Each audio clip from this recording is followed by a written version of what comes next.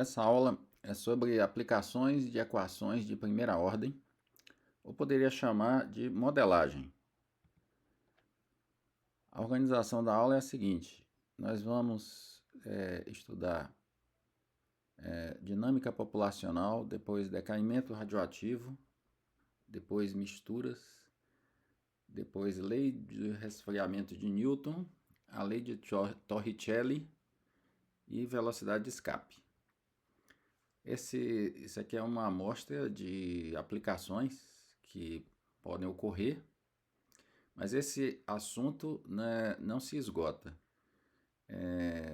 Você pode, no livro tem além dessas outras aplicações, e se você observar os exercícios, alguns exercícios não se encaixam em nenhuma das aplicações que foram dadas anteriormente. O que acontece é que quanto mais aplicações você faz, mais fácil fica fazer uma nova.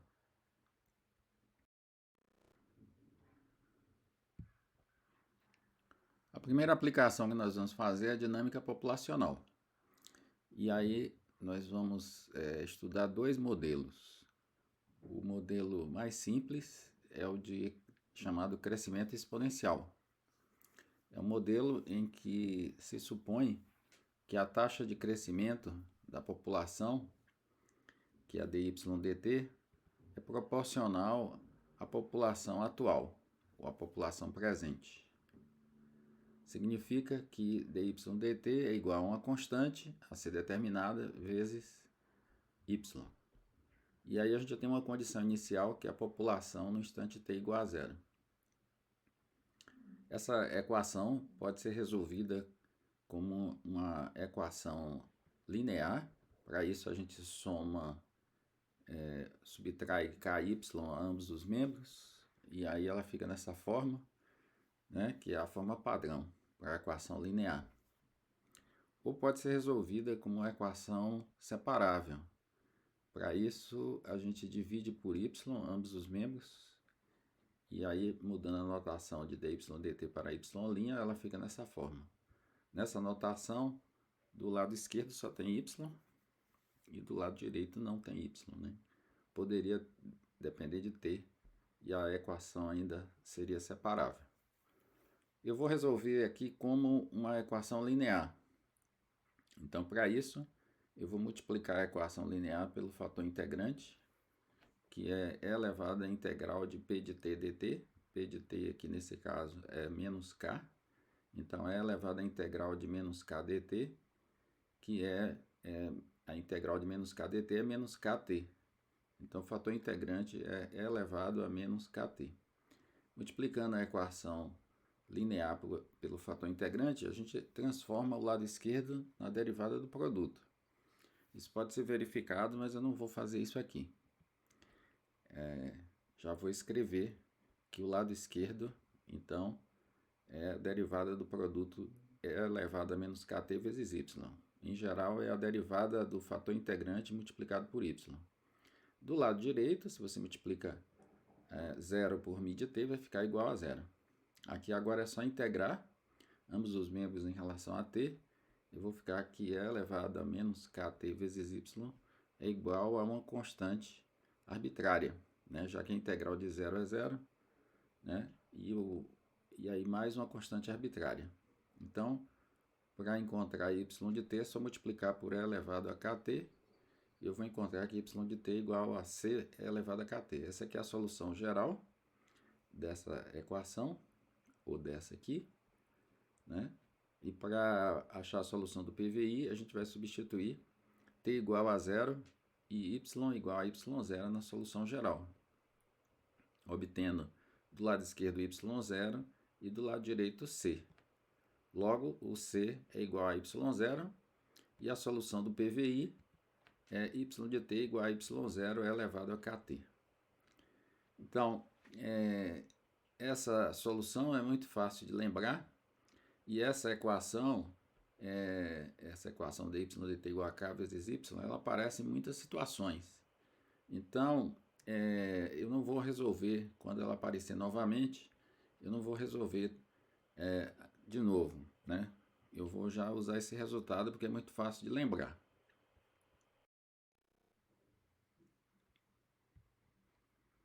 Como exemplo, eu vou fazer um exercício do livro, o exercício 6.11, cujo enunciado é o seguinte: uma população de bactérias cresce a uma taxa proporcional à população presente. Sabendo-se que após 1 hora a população é 2 vezes a população inicial, determine a população como função do tempo e o tempo necessário para que a população triplique. Então, esse é um tipo de problema em que o crescimento é exponencial, né? Além disso, pede para fazer um esboço do gráfico da população em função do tempo. Então,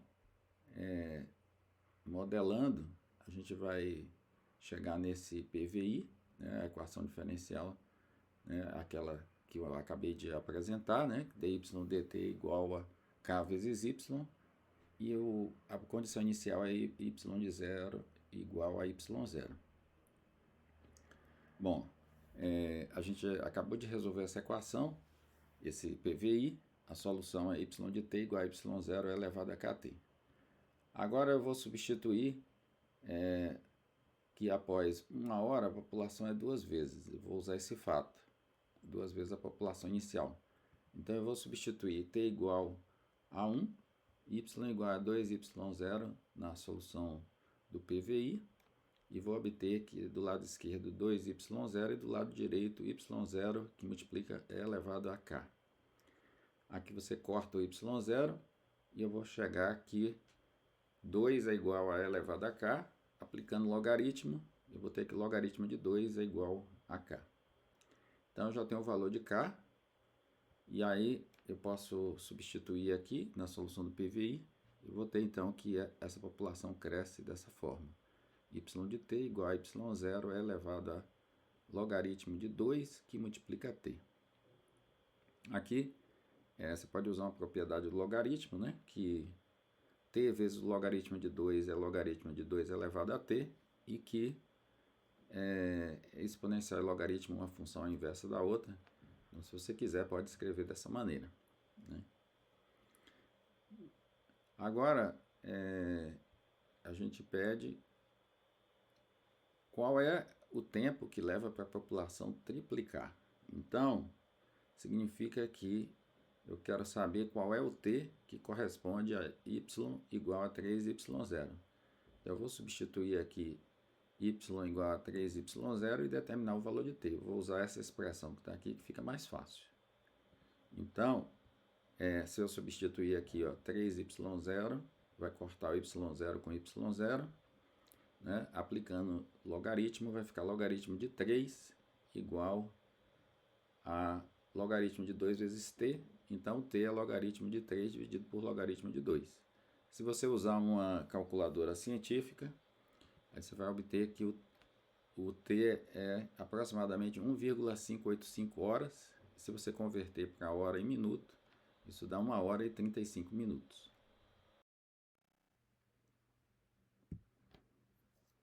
Então, o gráfico é esse que está aqui. Para t igual a 0, o y igual a y0. T igual a 1, o y é o dobro, 2y0, né? E aí você tem aqui uma exponencial que está multiplicando por y0. Então, a exponencial para t igual a 0, ela vale 1.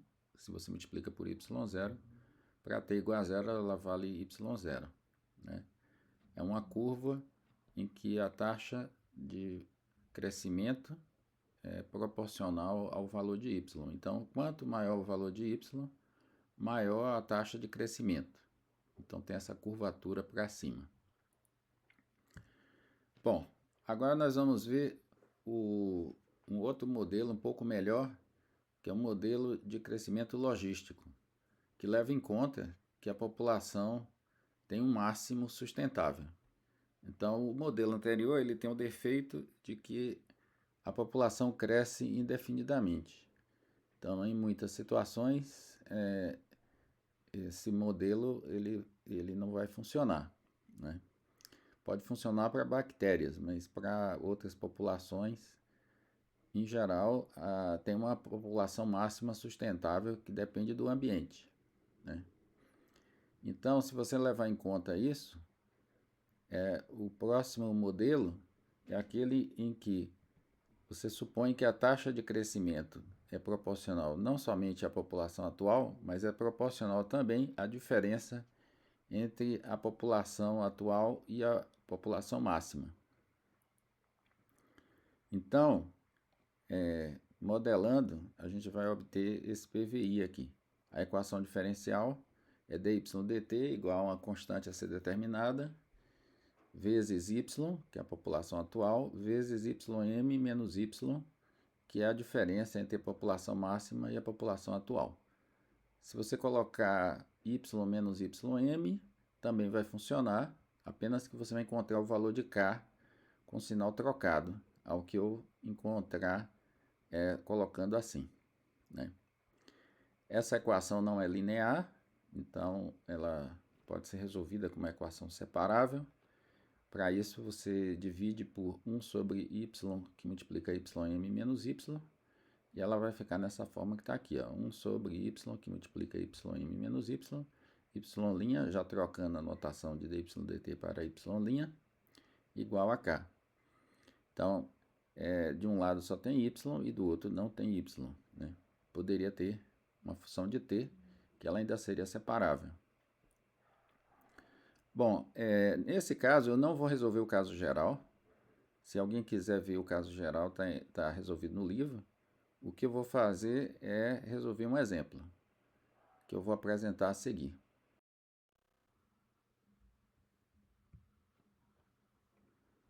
O exemplo que eu vou fazer é o exercício 6.12 do livro. Suponha que em uma comunidade de 100 pessoas, inicialmente apenas uma pessoa seja portadora de um vírus, e que a taxa com que o vírus se espalha seja proporcional tanto ao número de pessoas infectadas quanto ao número de pessoas não infectadas. Se for observado que após 4 semanas 5 pessoas estão infectadas, determine o número de pessoas infectadas em função do tempo e faça um esboço do gráfico da solução. Então, a população, nesse caso aqui, é o número de pessoas infectadas, né? E é proporcional tanto ao número de pessoas infectadas quanto ao número de pessoas não infectadas. O número de pessoas não infectadas é igual ao número de pessoas da comunidade menos o número de pessoas infectadas. E é sabido que inicialmente apenas uma pessoa era portadora do vírus, somente uma pessoa estava infectada, então o y de 0 era igual a 1, e que depois de 4 semanas, 5 pessoas estavam infectadas, então o y de 4 é igual a 5. Então, para resolver, a gente vai dividir por y, que multiplica 100 menos y, dividir a equação por isso, ela fica nessa forma, né?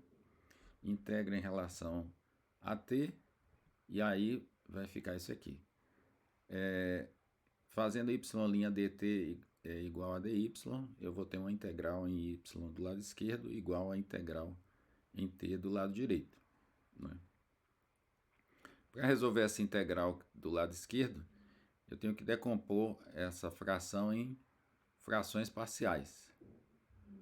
Então, eu vou, para ganhar espaço aqui, eu vou apagar uma parte. Então, a gente tem aqui o PVI e aqui está a integral que a gente tem que calcular. Eu tenho que decompor 1 sobre y, que multiplica 100 menos y, em frações parciais, que é decomposto dessa forma.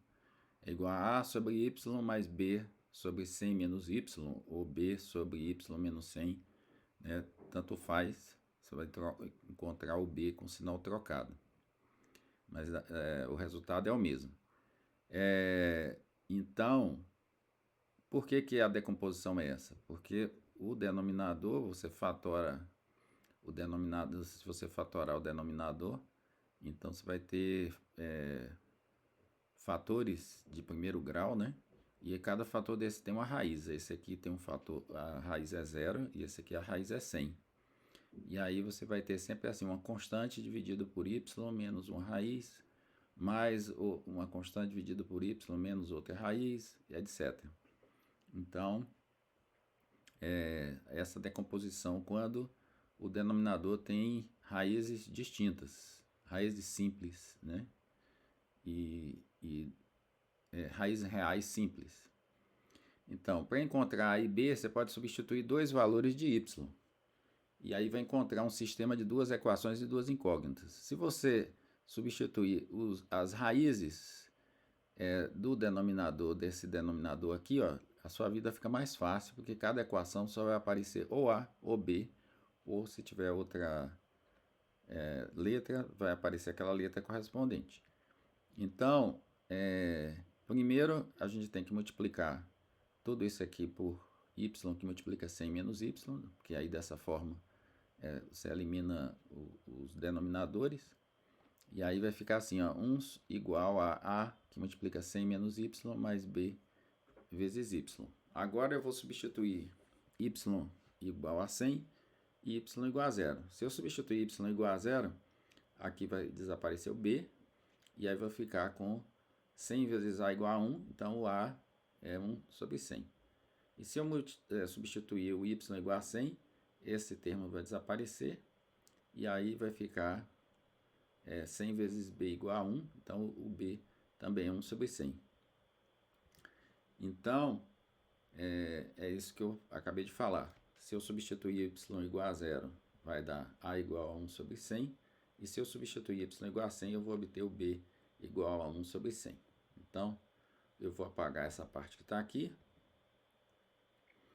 e aí a gente tem que essa integral pode ser escrita como, aqui eu coloquei em evidência, né, o a e o b, que são iguais a 1 sobre 100, que multiplica a integral de 1 sobre y mais a integral de 1 sobre 100 menos y.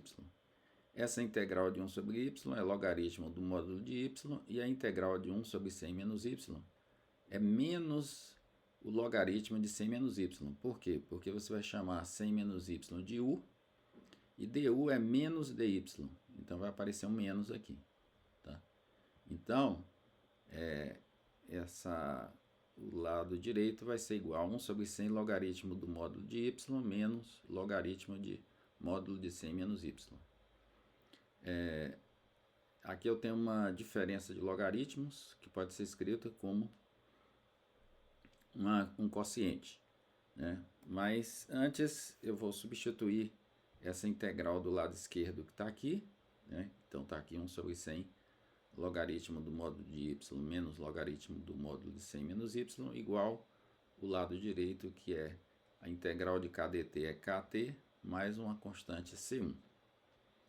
Então eu vou apagar essa parte que está aqui, e aí a gente tem isso aqui.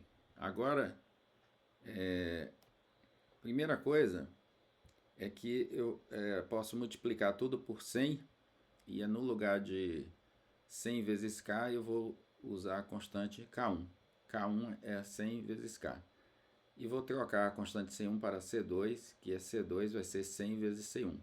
Então, essa mudança simplifica as contas. Elas ficam mais simples trabalhar com k1 e c2 do que com k e c1. Então, agora que eu vou usar a propriedade do logaritmo, que logaritmo da diferença é logaritmo do quociente. Não, desculpe. A diferença de logaritmos é igual ao logaritmo do quociente, né? Então, pode ser essa equação que está aqui, que é a solução implícita da equação diferencial, pode ser escrita dessa maneira. E se eu aplicar a exponencial a ambos os membros, eu vou ter que do lado esquerdo vai ficar módulo de y sobre 100 menos y, do lado direito a exponencial de uma soma. A exponencial da soma pode ser escrito um produto de exponenciais. Então vai ficar e elevado a c2 vezes e elevado a k1t. E esse módulo aqui eu posso eliminar colocando mais ou menos do lado direito. Então vai ficar essa expressão que está aqui. Como C2 é uma constante arbitrária, E elevado a C2 é uma constante arbitrária e mais ou menos uma constante arbitrária é uma constante arbitrária. Então, eu posso substituir mais ou menos E elevado a C2 por uma constante que eu chamei de C.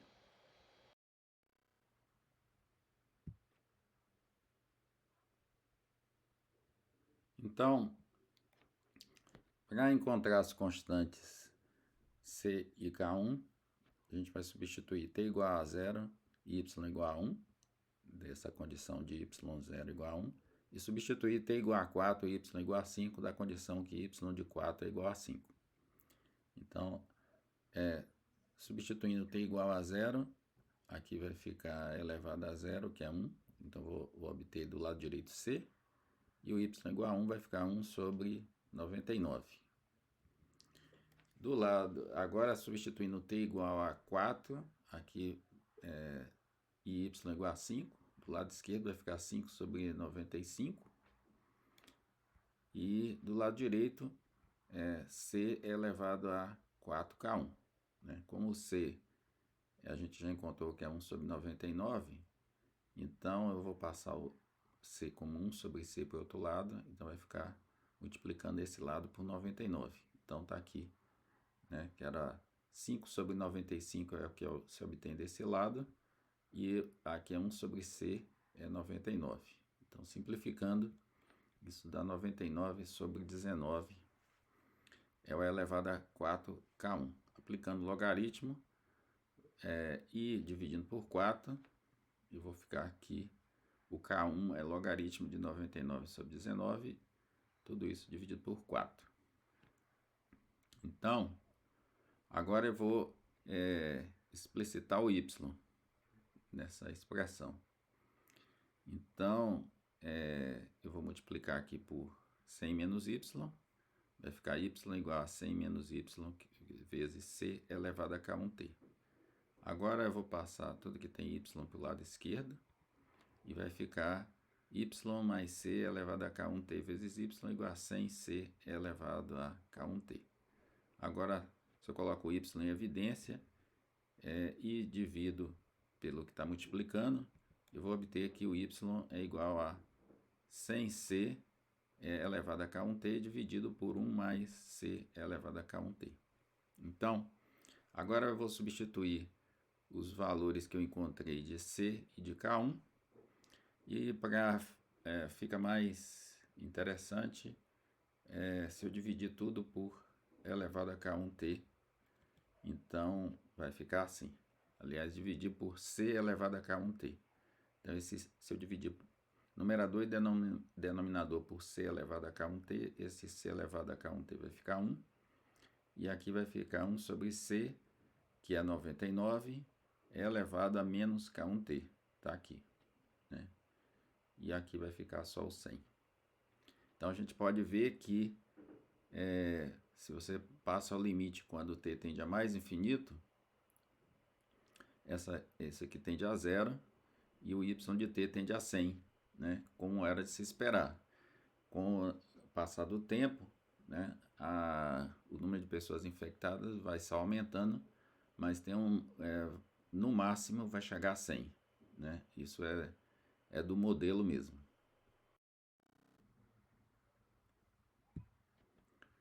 Para fazer o esboço do gráfico da solução, eu vou usar a equação diferencial.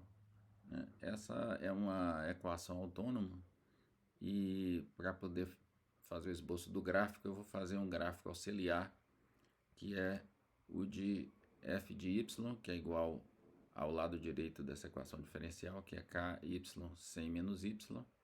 E esse gráfico é uma parábola, né, com concavidade para baixo, né, e corta o eixo horizontal em y igual a 0 e y igual a 100.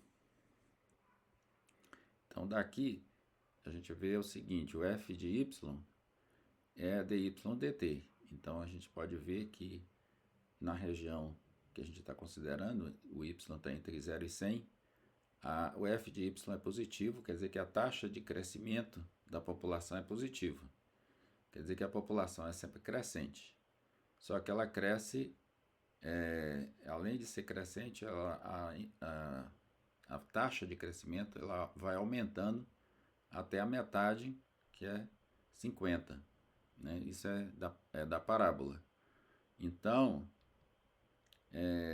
você tem uma taxa de crescimento positiva, né, sempre, mas a taxa de crescimento ela vai aumentando até 50 e depois ela continua a taxa de crescimento positiva, mas ela cresce mais devagar e continua crescendo até 100.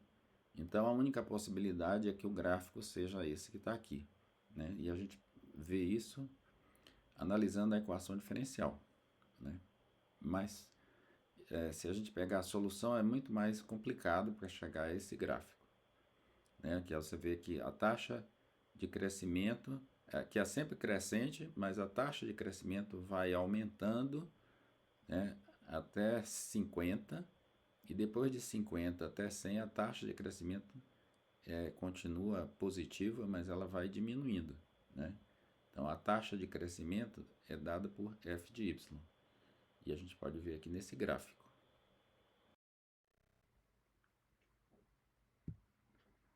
Agora nós vamos ver o decaimento radioativo. As substâncias radioativas elas decaem em uma taxa que é proporcional à quantidade presente. E isso é usado para determinar a idade de fósseis na paleontologia e a idade de certas comunidades na arqueologia, né? Você encontra, imagine que numa escavação arqueológica você encontra um resto de uma fogueira e aí você pode saber quando aquela fogueira foi realizada. Então, e por quê? Porque na madeira, né, nos seres vivos em geral, você pode medir a idade da madeira ou de um fóssil, né, pela quantidade de carbono 14 presente naquela madeira ou naquele fóssil, né? E o que acontece? O carbono 14, que é radioativo, ele decai no carbono 12. Isso está ocorrendo o tempo todo, mas a proporção de carbono 14 e carbono 12 é fixa, é constante nos seres vivos. Isso é porque essa proporção ela é estável na atmosfera.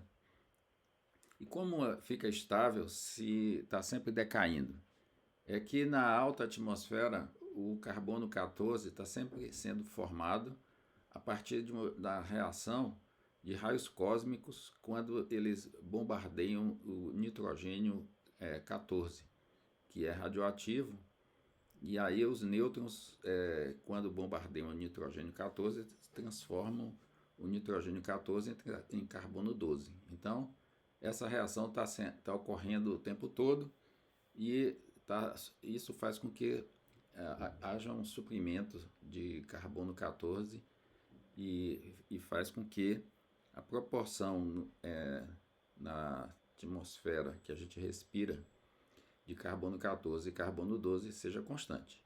Mas quando o ser vivo morre, cessa para a absorção de carbono 14 e de carbono 12. Então o carbono que é presente não vai mais acrescentar mais nenhum carbono, então o carbono presente vai só decompondo, o 14 vai decompondo em carbono 12, então vai aumentando a quantidade de carbono 12 e diminuindo a de carbono 14.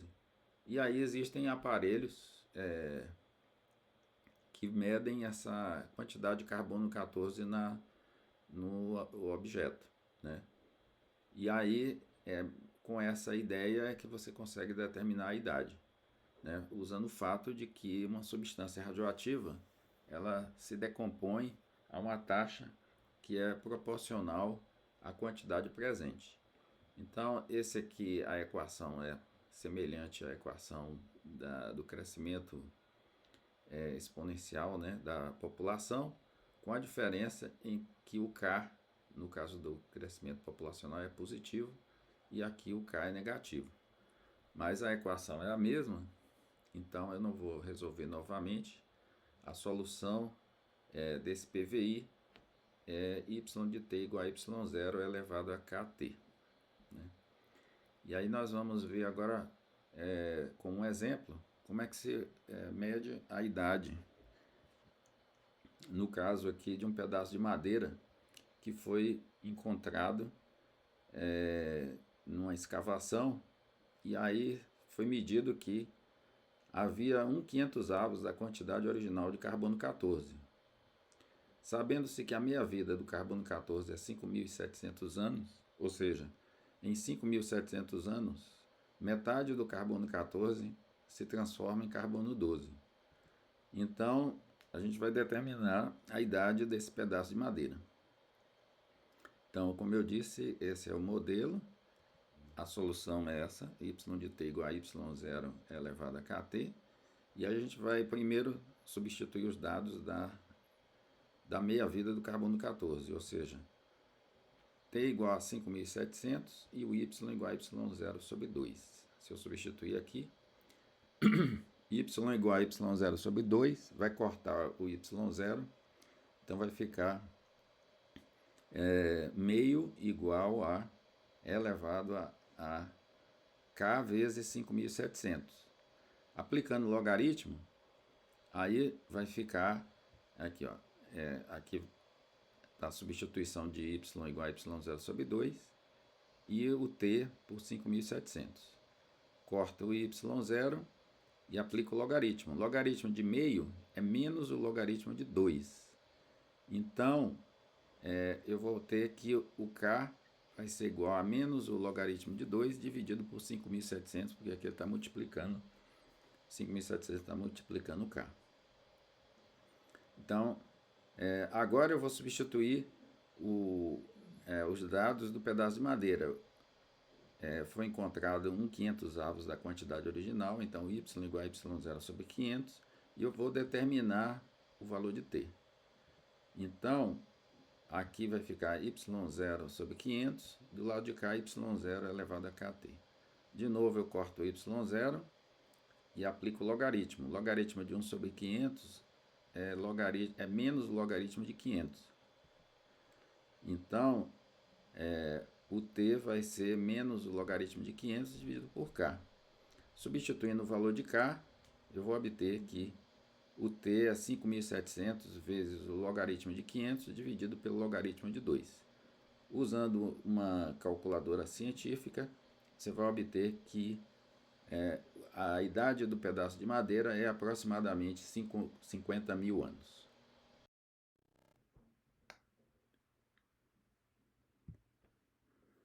Aqui está o gráfico, né, da quantidade de carbono 14 presente, né, no pedaço de madeira em função do tempo.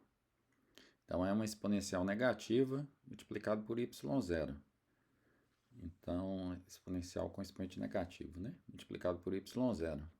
Então, por isso que para t igual a 0 dá y0. E aí vocês podem observar nesse gráfico que aqui o gráfico foi feito usando o computador. E aí a exponencial encosta ao eixo horizontal. Né? Matematicamente, a exponencial com expoente negativo, ela não toca o eixo horizontal. Matematicamente, mas na prática a gente vê que isso acontece. Né? Porque não tem como... ela fica tão pequena que qualquer que seja a maneira de armazenar o valor, você não vai conseguir armazenar um valor que fique diferente de 0. Por isso é que, na prática, acaba tocando o eixo horizontal. Agora nós vamos ver um exemplo de misturas. Suponha que inicialmente você tem um tanque com uma mistura que para facilitar a nossa vida vai ser água e sal. E aí, nessa mistura, você tem um volume inicial de V0 litros e tem Q0 gramas de sal. Então, a concentração inicial é C0 igual a Q0 sobre V0. Essa é a definição de concentração, né, do soluto num solvente. Então, mas você não está satisfeito com essa concentração. Então, você injeta uma outra mistura com a concentração diferente. Então, uma mistura com a concentração diferente é bombeada para dentro do tanque. E você tem uma torneirinha que você controla a vazão, a taxa com que entra a mistura no tanque. Então, essa mistura é bombeada a uma taxa de T índice E litros por minuto. E a concentração que é bombeada é de CE gramas por litro. Você pode observar que se você multiplicar TE por CE, né, vai cortar aqui litros por minuto multiplicado por gramas por litro, vai cortar litros e vai ficar gramas por minuto. Ou seja, TE vezes CE vai dar a taxa com que entra sal no tanque. Tá? Bom, a solução bem misturada, ela sai a uma taxa TS de litros por minuto. Isso tem uma torneirinha aqui que você controla. E você quer saber como é que varia a quantidade de sal no tanque, a taxa com que varia sal no tanque. Então, a taxa de variação de sal no tanque é igual à taxa com que entra sal no tanque menos a taxa com que sai sal do tanque. A taxa com que entra sal no tanque, como eu comentei antes, é TE vezes CE. Então, a taxa com que sai sal do tanque vai ser TS vezes CS. TS, a gente sabe, é controlado pela torneirinha. Mas o CS, quem é o CS? CS é a concentração de sal que sai. Como a mistura, né, a solução está bem misturada, a concentração de saída é a concentração no tanque. Então, quer dizer que eu posso escrever isso como a concentração de saída como Q sobre V. E aí eu tenho uma equação diferencial para Q. Né? O volume pode ser constante se a torneirinha de entrada tiver a mesma abertura da torneirinha de saída, mas pode variar. Então, se as torneiras tiverem aberturas diferentes. O volume varia dessa forma. Ele vai ser igual ao volume inicial mais a quantidade de mistura que entra menos a quantidade de mistura que sai. Então, a quantidade de mistura que entra vai ser o produto da vazão que entra vezes o tempo. E a quantidade que sai é o produto da vazão que sai, né, multiplicado pelo tempo. Né? Já que a vazão é litros por minuto. Quando você multiplica pelo tempo, vai ter litros. Então, vai ser o volume, o produto da vazão pelo tempo dá o volume que sai. Né? Isso supondo que a abertura é constante. Né? A torneirinha tem uma abertura constante. Então, quer dizer que o problema vai ser um problema de valor inicial, formado por essa equação diferencial, e a condição inicial, Q de zero igual a Q0. Né? Isso aqui vai ser, resolvendo isso aqui, eu vou ter Q como função do tempo. Mas, em geral, a gente está interessado na concentração em função do tempo. Então, depois de encontrada a solução, você ainda tem que dividir pelo volume para achar a concentração. Vamos ver isso no exemplo. Então, suponha que um tanque a 100 litros de salmoura, contendo 30 gramas de sal em solução. Água sem sal, água pura, entra no tanque à razão de 6 litros por minuto. E a mistura se escoa à razão de 4 litros por minuto. Então, vamos determinar a concentração de sal no tanque como função do tempo. Então, a gente tem, como eu falei antes, a gente tem esse PVI, e aí vai substituir os valores conhecidos. Como a concentração, a água é pura, que está entrando, a concentração de entrada é zero. Então a gente vai ficar assim, ó, dq dt, passando para o primeiro membro, vai ficar menos ts, passando para o primeiro membro, o menos vai ficar mais, ts, que é a taxa de saída, que é 4 litros por minuto, vezes Q, dividido pelo volume.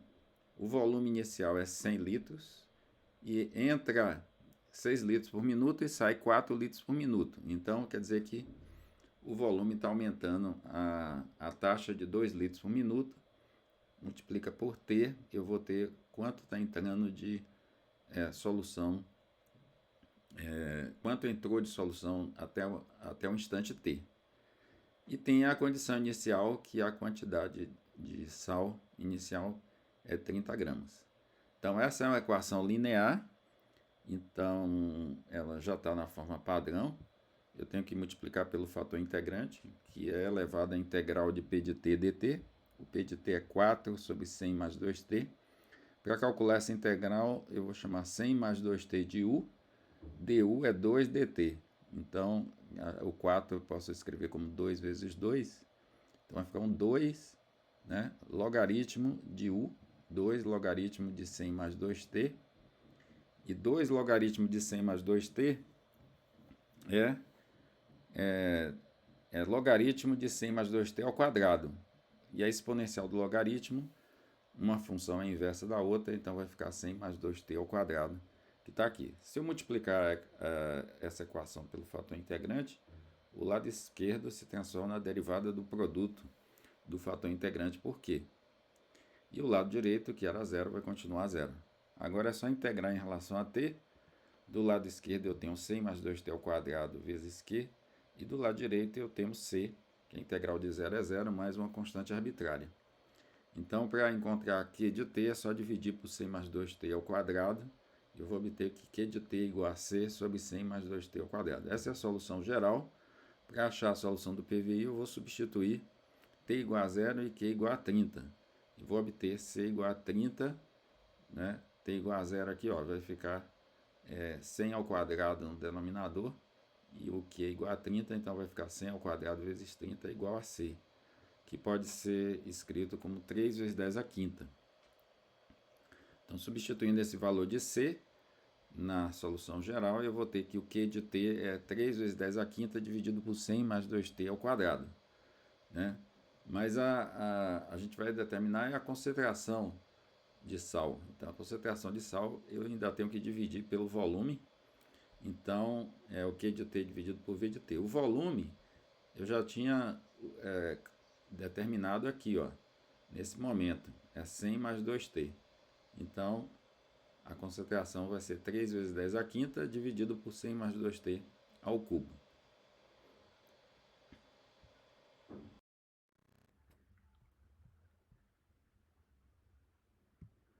Então, os gráficos da quantidade de sal e da concentração em função do tempo estão aqui.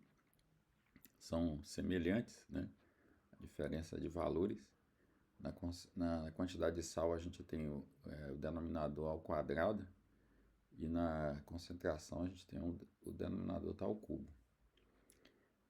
Então, essa aqui é a diferença. Agora nós vamos ver a lei de resfriamento de Newton.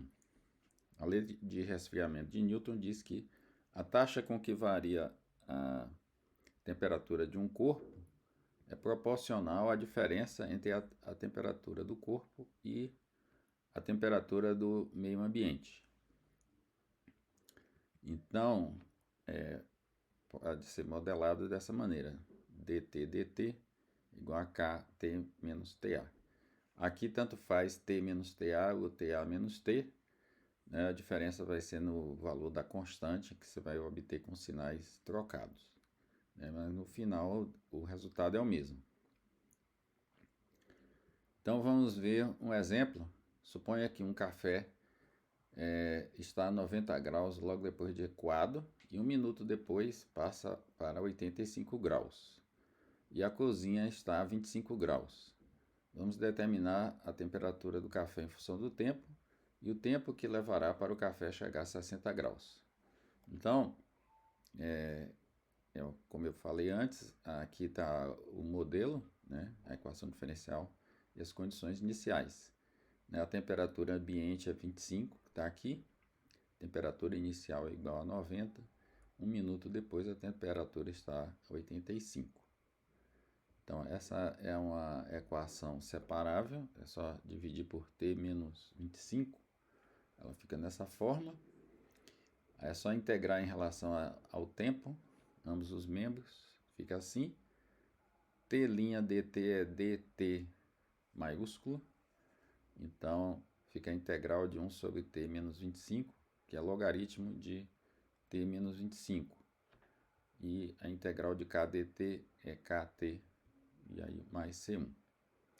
Então, aplicando a exponencial, ambos os membros, eu vou ficar com módulo de t menos 25 igual a e elevado a kt. A exponencial da soma é produto das exponenciais, então vai ficar e elevado a c1 vezes e elevado a kt. E para tirar o módulo, eu vou colocar mais ou menos do lado direito. Então vai ficar mais ou menos elevado a c1 elevado a kt. E o t menos 25, soma 25, vai ficar t igual a 25, mais ou menos elevado a c1 elevado a kt. C1 é uma constante arbitrária, E elevado a uma constante arbitrária é uma constante arbitrária, e mais ou menos uma constante arbitrária também é uma constante arbitrária. Então eu posso escrever simplesmente como 25 mais C elevado a kt. Agora eu vou substituir as condições iniciais. Se eu substituir t igual a 0 e t maiúsculo igual a 90, aqui vai ficar 90 igual a 25 mais C. Então C vai ser igual a 65. Né? Substituindo agora t minúsculo igual a 1 e t maiúsculo igual a 85, eu vou ficar aqui com 85 igual a 25, né, mais 65 vezes k, e elevado a k. Né? Então aqui vai ficar 60, né, igual a 65 elevado a k, e elevado a k vai ser 60 sobre 65, o k então vai ser logaritmo de 60 sobre 65.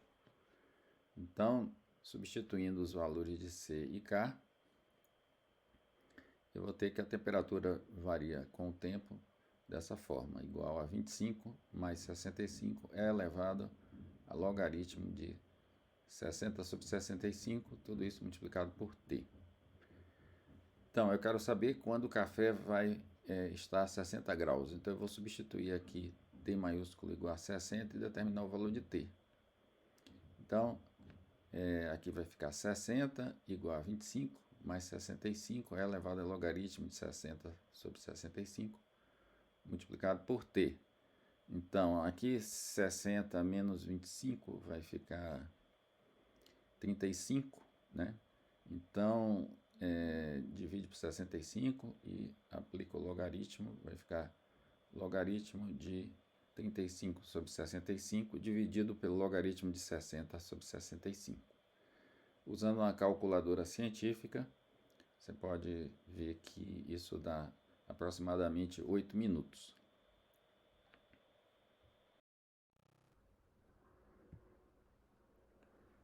Então, para fazer o gráfico, a gente pode ver que isso é uma exponencial transladado verticalmente, né, de 25 e multiplicando uma exponencial crescente multiplicado por 65. Então o gráfico é esse que está aqui. Né?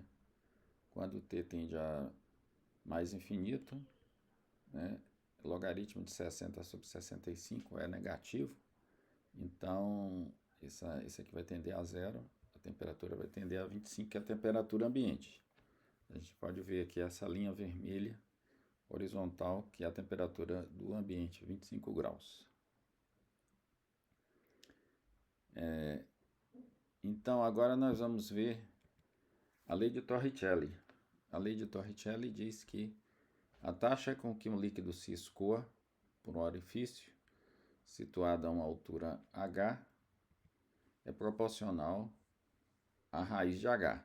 Isso explica por que quem mora em prédio alto e mora no andar baixo, precisa colocar um redutor no chuveiro, né? Então, a modelagem é essa. A vazão é a variação do volume em relação ao tempo, a taxa com que varia o volume em relação ao tempo, dV/dt, vai ser igual a K raiz de H. Então, aqui a gente tem um problema, que é o fato de que aqui aparece H e aqui aparece V. Então, a gente tem que passar tudo para V ou tudo para H.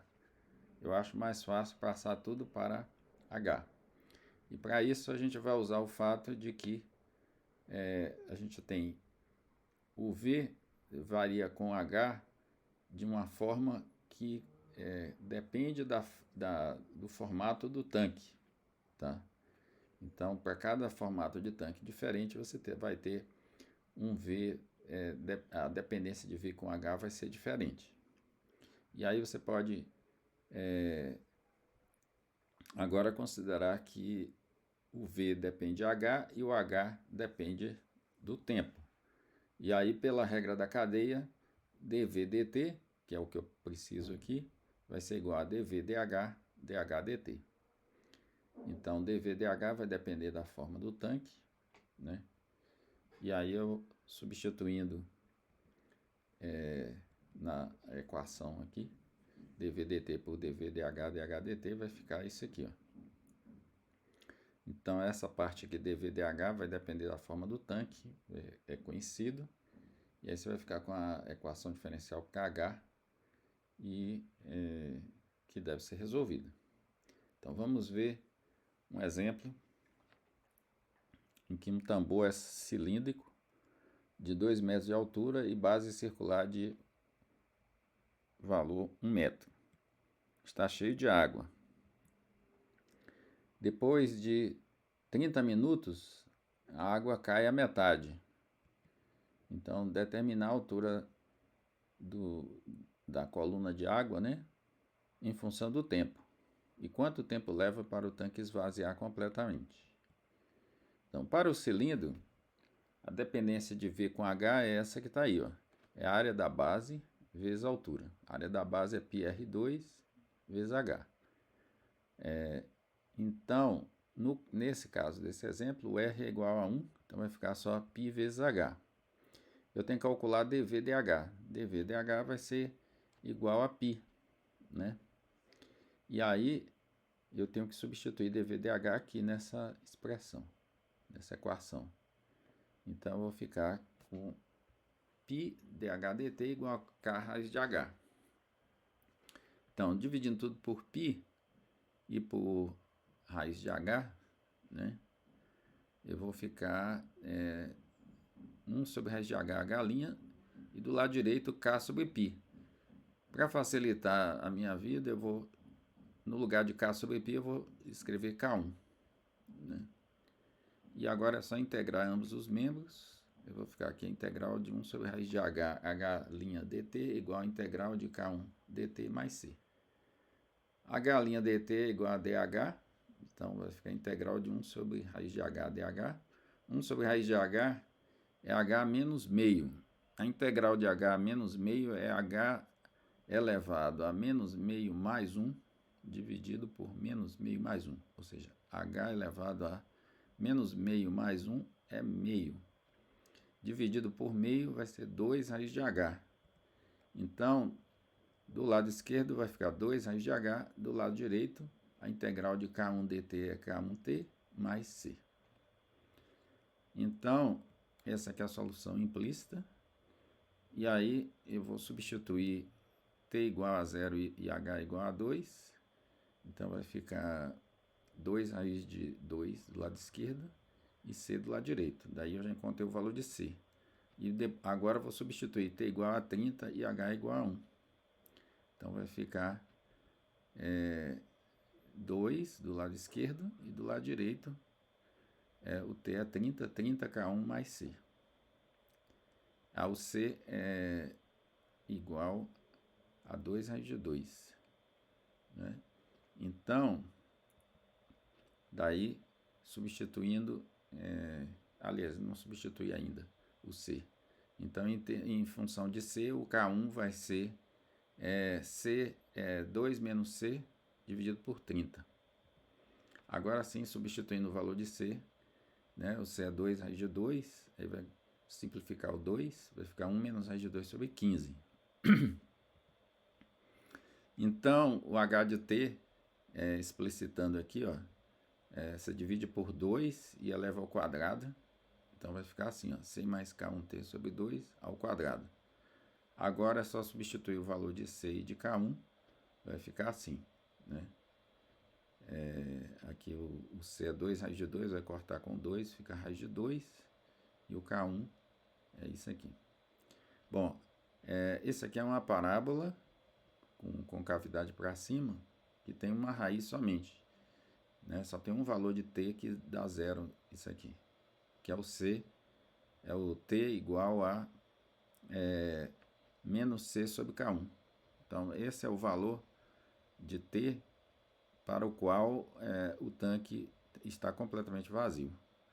Então, substituindo c e k1, eu vou ter que o valor de t, que deixa o tanque completamente vazio, é 30 sobre raiz de 2 dividido por raiz de 2 menos 1. Usando uma calculadora científica, isso é aproximadamente 102 minutos. Tá? Então, o gráfico é esse que está aqui. A parábola está desenhada só a metade da parábola, porque, mais uma vez, a matemática não corresponde à realidade, né? A parábola não faz sentido fisicamente que a parábola, ou a outra parte da parábola, né? Então, porque o tanque esvazia, mas não enche. Então, só vale até aqui.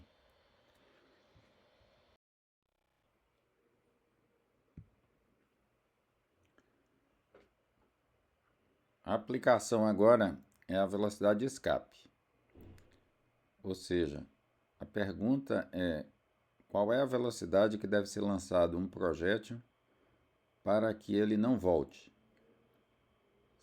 Supondo que a única força que age sobre o projétil é a força gravitacional. A força gravitacional é inversamente proporcional ao quadrado da distância ao centro da Terra. E a gente tem que usar a segunda lei de Newton, que diz que massa vezes aceleração é igual a resultante das forças. Então, massa vezes aceleração é dv dt, e a única força que age sobre o projétil é a força gravitacional, que é inversamente proporcional ao quadrado da distância. Essa constante aqui, se você colocar o sinal menos, a constante vai ser positiva. Se você não colocar o sinal menos, a constante vai ser negativa. Então, a gente tem que na superfície da Terra, a força gravitacional é igual ao peso. E a gente pode usar isso para determinar o valor da constante K. Né? Se eu substituir o R minúsculo por R maiúsculo e o lado esquerdo pelo peso, a gente vai ficar assim, ó, menos mg igual a menos K sobre R maiúsculo ao quadrado, obtendo então que o K é igual a mgr ao quadrado. Então, quer dizer que a velocidade como função do tempo vai ser solução desse problema de valor inicial. A gente pode ver que, substituindo o valor de K aqui, vai cortar o m, né? Significa que a velocidade do corpo não vai depender da sua massa. E então, quer dizer que a velocidade em função do tempo vai ser a solução desse problema de valor inicial.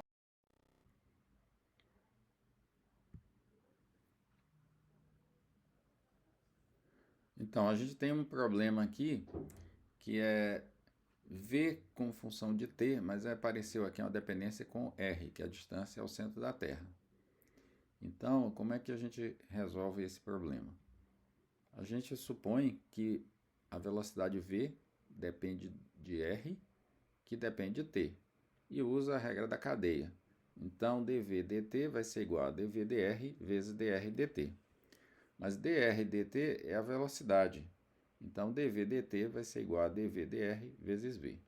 Substituindo aqui, eu vou ficar que a equação diferencial agora em termos da variável independente R, vai ser essa que está aqui. Então, essa equação agora é uma equação separável. Se você escrever dv dr como v', do lado esquerdo vai ficar v'. E aí, se você integrar em relação a r, vai ficar integral de v' dr, e v' dr é dv. Então, fica integral de v dv, e a integral de v dv é v2 sobre 2, que está aqui. Do lado direito, a integral em relação a r vai ser integral, né? Isso aqui é constante, menos gr maiúsculo ao quadrado, integral de 1 sobre r minúsculo ao quadrado. A integral de 1 sobre r minúsculo ao quadrado é a integral de r a menos 2, e a integral de r a menos 2 é r a menos 1 dividido por menos 1. Então, eu vou obter isso que está aqui, né? O menos 1 vai cortar com esse menos 1. E essa, então, é a solução geral implícita.